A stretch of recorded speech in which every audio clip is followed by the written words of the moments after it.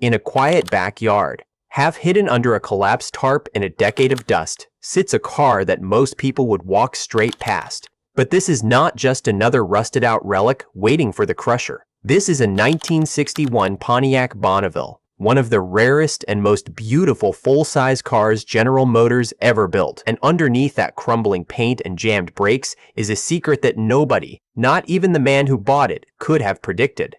By the time this story ends, you will watch this car nearly fall apart in real time, you will watch strangers become friends over a wrench, and you will find out whether a car this far gone can actually be saved, or whether it was always destined to become nothing more than scrap metal with a good story attached. Stay with me because the ending of this one is not what you think. The car is coral, not pink, and if you know anything about Pontiacs from this era, you already know why that distinction matters so much to the people who love them. This is a two-door hardtop, one of the finest body styles Pontiac ever offered in 1961, and it rolls on a set of factory 8 lug wheels, a feature so rare and so specific to this exact era that finding replacement parts for them today is nearly impossible. The bubble-top rear window echoes its more famous sibling, the Chevrolet Impala, but under the skin this is a completely different animal, powered by a genuine Pontiac 309 cubic inch V8 wearing a 4-barrel carburetor, a combination good for roughly 320 horsepower back when it left the factory floor. That is not a small number for 1961. That is a car built to move. But numbers on paper mean nothing when you are standing in front of the real thing, staring at a windshield cracked clean across the glass, a fuel tank that had to be dumped and refilled just to get the engine to turn over, and brake fluid nobody had trusted in years. The story behind this particular car is almost too good to be true. Before it was parked and forgotten, the fuel tank had been cleaned out, a new fuel pump had been installed, and the carburetor had been freshly rebuilt, as if someone had been right in the middle of bringing this car back to life and then, for reasons lost to time, simply stopped. Did they run out of money? Did life get in the way? Did something happen that made this project impossible to finish? Nobody knows for certain, but the evidence left behind tells a story of someone who cared, someone who was close, and someone who never got to finish what they started. Inside, the upholstery is almost untouched by time, a small miracle for a car this old, with only a single tear in the headliner giving away its true age. The steering wheel tells its own quiet history. Originally cast from a clear plastic material called lucite, decades of sunlight and heat had cracked it apart, and somewhere along the way, a previous owner wrapped it in electrical tape just to keep driving it. Someone even carved a rough hole into the dashboard to shove in an old Stuart Warner temperature gauge, a crude but strangely endearing addition. And when the ignition finally clicks over and the old vacuum tube radio slowly begins to warm up, filling the cabin with a soft reverb hum, it feels less like starting a machine and more like waking something up that has been asleep for a very long time. Popping the hood reveals that legendary 389 4-barrel, sitting mostly untouched, wearing its original one-wire alternator conversion, a small but telling upgrade over the factory generator setup. The radiator looks like it did its job without complaint, but there is already a warning sign underneath, because the water pump on this engine is clearly on its last legs. This is the point where the real work begins, because a car this old does not get driven into town, does not get parked in a backyard for years, and does not simply wake up and run perfectly. Every single system on this vehicle has a story written into its rust and its grease, and the first chapter of that story starts with the cooling system. Pulling the radiator free, just to get access to the water pump, is a battle all on its own, wrestling stubborn bolts that have not moved in decades, careful not to bend or crack the fragile old core in the process. But once it finally comes loose, there is a genuinely rare bright spot. A record shows the antifreeze inside this engine was changed as recently as several years ago, meaning someone, at some point, still cared enough to maintain this thing even while it sat unused. That kind of clue is gold to anyone restoring an old car, because it tells you this was not simply abandoned and left to rot. Somebody loved this Pontiac once. The question is whether that love can be enough to save it now.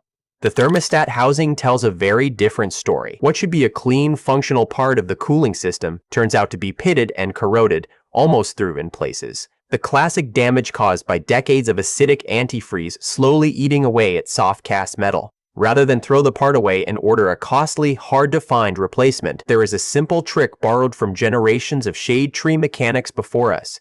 Packing the corroded holes with a cold weld epoxy, letting it cure, and sanding it back down until it looks almost factory fresh. It is not glamorous work. It will never be featured in a museum display, but it works, and in the world of keeping old iron alive, that is often all that matters. New heater hoses go on next, replacing rubber that is hardened and cracked with age, to the point where it looks ready to burst the moment coolant starts flowing through it again. A new thermostat follows, along with fresh belts to replace ones that, based on their construction and wear pattern, appear to be original equipment from nearly half a century ago. It is a strange feeling, working on a car where some parts look brand new and others look like they have not been touched since Richard Nixon was in office. A patchwork of decades layered on top of each other under a single hood. And then comes one of those small, human discoveries that makes a project like this feel less like fixing a machine and more like uncovering a mystery. Tucked into the alternator bracket, holding everything together where it clearly should not be, sits a metric socket wedged in as an improvised spacer. It is crude. It is hilarious. And it is also, in its own strange way, a form of genius. The kind of desperate, resourceful fix that only comes from someone working alone in their garage at midnight, determined to get their car running by any means necessary. Whoever did this clearly was not a professional, but they got the job done, and there is something deeply respectable about that kind of stubborn persistence, even when the execution leaves a little something to be desired. With the cooling system sorted, attention shifts to the ignition. The distributor cap looks worn but serviceable. The rotor shows some burn on its tip, but nothing alarming, and the points test out fine when checked by ear the old-fashioned way, listening to the engine run rather than relying on modern diagnostic tools. Spark plugs come out one at a time, and here is where things get genuinely surprising. Several of them look practically new, gapped correctly. Barely anywhere at all, evidence that this engine simply has not accumulated many miles despite its age. Fresh plugs go in anyway, because on a car this old, there is no such thing as being too careful. And even a small mistake here could mean the difference between a smooth running engine and one that leaves you stranded on the side of the road. But underneath all this progress, all these small wins, there is a nagging feeling that something bigger is waiting to be discovered. This car has been sitting for years. It has hidden problems the way old houses hide bad wiring behind fresh paint. And sure enough, when the moment comes to check the frame, everything changes in an instant. The first look underneath reveals something that makes even an experienced mechanic pause and go quiet for a moment. There is rust. Not the cosmetic kind that flakes off with a wire brush and a little elbow grease, but the kind of rust that eats straight through structural steel, leaving gaping holes where solid metal should be. It is bad enough that entire sections of the frame appear to be missing, dissolved away by decades of moisture and neglect. This is the moment the whole project could have ended right there, the point where most people would have simply given up, sold the car for parts, and walked away. But instead, there is a decision made to push forward, to ignore the frame for now, to keep making progress everywhere else, and to come back to that terrifying discovery once there is a lift available to get a proper look at just how bad things really are. For now though, there is an oil change to handle, and pulling the old filter reveals something almost comically bad. A cheap, no-name filter with none of the quality markings you would expect on a properly built part. Fresh oil goes in, a heavy-duty blend loaded with the kind of zinc additive package that older engines with flat tappet camshafts desperately need to survive modern fuel and modern oil formulations. And then, in a move that goes against every warning label on the can, a generous dose of motor flush gets poured straight down the carburetor throat while the engine runs, deliberately breaking every safety rule the manufacturer ever wrote, all in the name of cleaning out decades of built-up carbon and varnish from the valves and pistons. It sounds reckless. It might even be reckless. But sometimes the old ways, the ones nobody recommends anymore, are exactly what a neglected engine needs to breathe freely again. With the engine running smoother and cleaner than it has in years, attention turns to the brakes, and this is where the story takes its next dramatic turn. During an earlier test drive, something felt seriously wrong every time the brake pedal got pressed. A violent shudder ran through the entire car, the unmistakable sign of a brake drum that has gone badly out of round. Pulling the rear drums off confirms the worst. The lining inside has worn so thin in places that you can literally see bright aluminum showing through where solid steel should be. This is not a minor issue. This is the kind of failure that, left unaddressed, could genuinely put someone's life in danger. A trip to the local parts store to have the drums turned back into round comes back with disappointing news. There simply is not enough metal left to safely machine them. During the turning process, one of the drums cracks straight through, the lining visibly separating from the shell, a stark reminder of just how close this car came to catastrophic brake failure on the road. Thankfully, there is a backup plan already in motion. A full replacement set of drums, ordered weeks earlier on a hunch that this exact problem might exist, sits waiting in a box, still needing to be turned true, but carrying far more usable material than what came off the car. Until those arrive, the damaged originals get pressed back into temporary service, a calculated risk, but one made with full knowledge of exactly how compromised those parts really are. While tearing into the brake assembly, another small mystery reveals itself, and this one draws a genuine laugh. The brake shoes have been installed completely backwards, the larger primary shoe mounted at the front instead of the rear, a basic mistake that nonetheless explains some of the strange pulling and grabbing sensations felt during that first test drive. Old mechanic wisdom offers a simple way to remember the correct order. Big goes on the back, a little rhyme that has saved countless brake jobs from being done wrong. The shoes get flipped into their proper position. New wheel cylinders go in to replace ones that have been leaking brake fluid internally for who knows how long. And slowly, piece by piece, a system that was once genuinely dangerous starts becoming trustworthy again. Then comes one of those moments every home mechanic dreads. Bleeding the brakes should be simple. Pump the pedal, hold it down, crack open the bleeder valve, watch clean fluid flow out, repeat on the next wheel. But on one side, nothing happens. No fluid at all, no matter how many times the pedal gets pumped. Something inside that brake line is completely blocked, and until that blockage clears, that entire corner of the car has zero stopping power. A genuinely frightening realization for a vehicle about to be driven on public roads. It takes stubborn persistence and more than a little bit of luck. But eventually, the blockage breaks free and fluid finally starts flowing the way it should. It turns out debris had settled directly around the wheel cylinder, choking off the line for who knows how many years. With that cleared, the brakes finally start responding properly, though there is still a lingering concern about that one damaged front drum that remains out of round, a problem that cannot be fully solved until those replacement parts finish being machined. Moving to the front suspension brings its own set of headaches. New shocks need to go in, but the mounting bolts have corroded so thoroughly into place that simply removing them becomes a genuine fight, requiring extended breaker bars, careful heating, and no small amount of patience.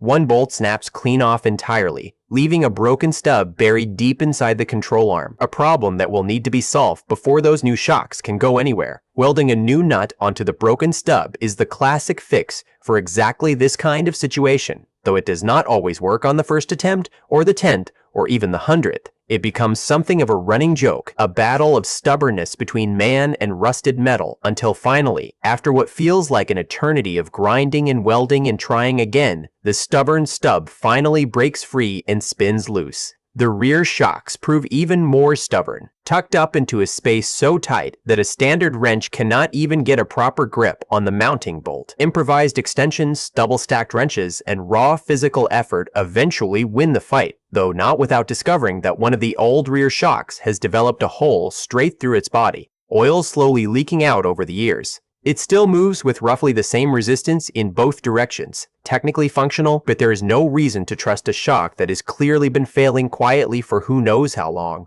New shocks go on all around. And then, finally, comes the moment this whole story has been building toward. With the car finally lifted properly, with good lighting and a clear line of sight underneath, the true extent of the frame damage becomes impossible to ignore any longer.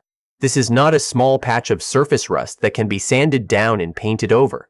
This is structural failure. Entire sections of frame rail eaten away to almost nothing, so severe that simply grabbing the transmission crossmember and giving it a gentle push causes the entire frame to visibly flex and move, something that should never, under any circumstances, happen on a vehicle meant to carry passengers down a public road at highway speed.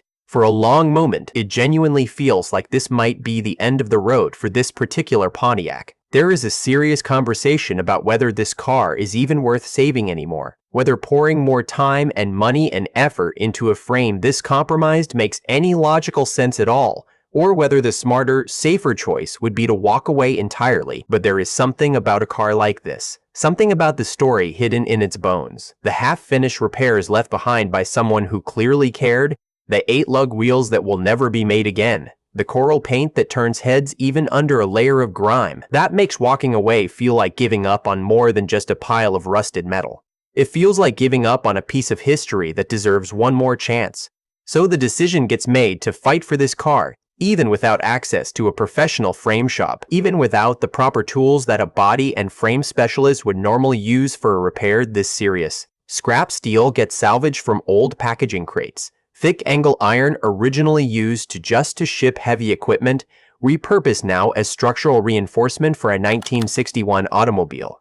It is not the textbook way to fix a frame. It is not what any manufacturer would recommend. But sometimes the difference between a car that gets saved and a car that gets scrapped comes down to nothing more than stubbornness, creativity, and a willingness to make do with whatever is available. Cutting, grinding, and carefully wedging salvaged steel into the worst sections of frame rail becomes a slow, deliberate process, made even more difficult by an aging welder that keeps jamming, feeding wire unevenly, and generally fighting back at every single step. Switching wire types, adjusting settings, troubleshooting on the fly, none of it comes easy. And there is a real, honest frustration that starts creeping into the work as hour after hour ticks by with seemingly minor progress to show for it. This is the part of any restoration story that never makes it into the highlight reel. The grinding, unglamorous struggle where nothing seems to go right, where every small victory gets immediately followed by a new and unexpected problem. But slowly, weld pass after weld pass, patch after patch, something remarkable starts to happen. That dangerous flex in the frame begins to disappear. What once moved freely with just a gentle push now holds firm and solid. It is not a professional restoration. It will never win a concours trophy for structural integrity, but it is significantly, undeniably stronger than it was. Strong enough, hopefully, strong enough to trust with human lives sitting inside that cabin. With the frame patched, attention turns to the exhaust system, which has its own surprises waiting. The muffler is so heavy, so completely packed solid, with decades of rust and debris, that it barely resembles a functional exhaust component anymore. A salvaged muffler from another project gets adapted into place using improvised fittings and a healthy dose of trial and error. It will not win any beauty contests, but when the engine fires up afterward, the exhaust note sounds cleaner, deeper, more alive than it has in years. There are still small details left unfinished. A fender trim piece with nowhere proper to attach since the original mounting clips are long gone. A torn headliner that gets carefully stitched back together by hand, and a dashboard pad recovered so thoroughly that not a single original screw hole remains. Every one of these small challenges gets solved the same way everything else has, with patience and a genuine refusal to give up. And then finally comes the moment everyone has been waiting for since the very beginning of this story. The moment of truth. Time to actually drive this car and find out, once and for all, whether all those hours, all that frustration, all that welding and wrenching and improvising actually paid off, or whether this Pontiac was always destined to be nothing more than a very expensive lesson in stubbornness. The engine settles into a smooth, steady idle. Temperature holds rock solid. The transmission, an unusual 2-speed unit unique to this era of Pontiac engineering, engages with a firm, confident thunk as the car rolls forward under its own power for the first time and longer than anyone involved cares to remember. And for a moment, everything feels perfect. The ride is smooth. The steering feels solid and predictable. There is even a genuine, unguarded smile that appears. The kind that only comes from watching something you were fully prepared to give up on suddenly come back to life right in front of you.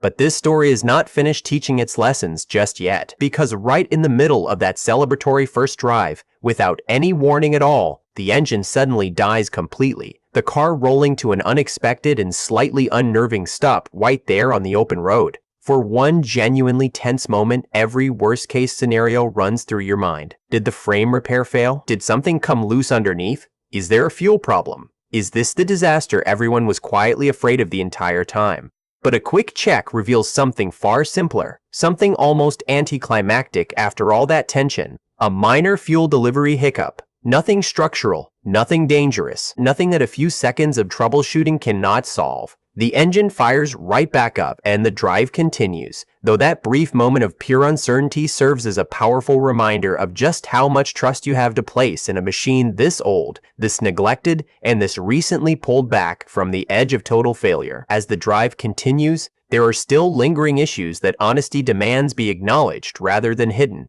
That one front brake drum, still slightly out of round despite everything, sends a subtle vibration through the pedal under harder braking, a problem that genuinely cannot be fully solved until those replacement drums finish getting properly machined. And in the rear, something even more concerning becomes apparent. The years of neglect and thin brake linings appear to have finally caught up completely, because it becomes increasingly clear that stopping power back there has all but disappeared entirely.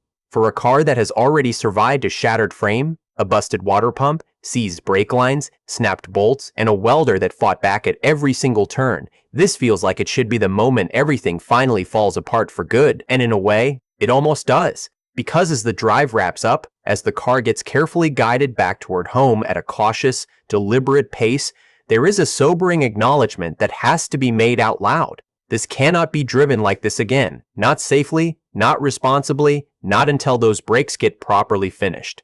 The frame held, the engine ran strong, but the brakes, the single most important safety system on any vehicle, are simply not ready yet, and pretending otherwise would be reckless in exactly the way this entire project was trying so hard not to be. So where does that leave this rare, rusted, remarkably resilient 1961 Pontiac Bonneville, sitting safely parked, engine running smoothly, frame holding together far better than anyone had any right to expect, but with a clear, honest list of work still remaining before this car can truly be trusted on the open road the way it deserves to be. New brake drums are already on the way. A proper windshield still needs to be sourced to replace that dangerous crack running across the driver's line of sight.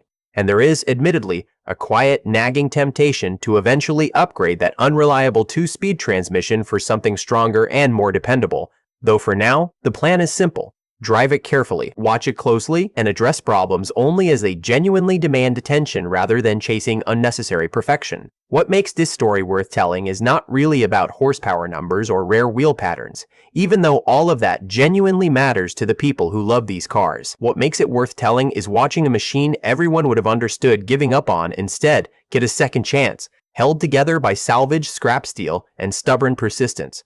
Somewhere out there, decades ago, someone started this same fight, changed that fuel pump, rebuilt that carburetor, and then, for reasons we will never fully know, had to stop. This story picks up exactly where they left off and finishes, at least for now, what they started. Was it worth saving? Look at that coral paint catching the afternoon light. Listen to that 389 settling into a smooth, confident idle. Feel that frame holding firm under a hand that once could shake it loose with almost no effort at all. Some cars are simply built to be forgotten in a backyard somewhere, quietly rusting away until nothing recognizable remains. And then there are cars like this one, cars that seem to fight back against every single reason they had to disappear forever. This 1961 Pontiac Bonneville was rusted almost to the core, closer to being scrapped than saved, and yet here it sits today, running, driving, and very much still alive. The brakes still need work. The windshield still needs replacing. This story is not finished being written just yet. But for the very first time in longer than anyone can say for certain, this car has a real, genuine future ahead of it. And that, more than any horsepower figure or rare option code ever could, is exactly what makes a story like this one worth watching all the way through to the very end.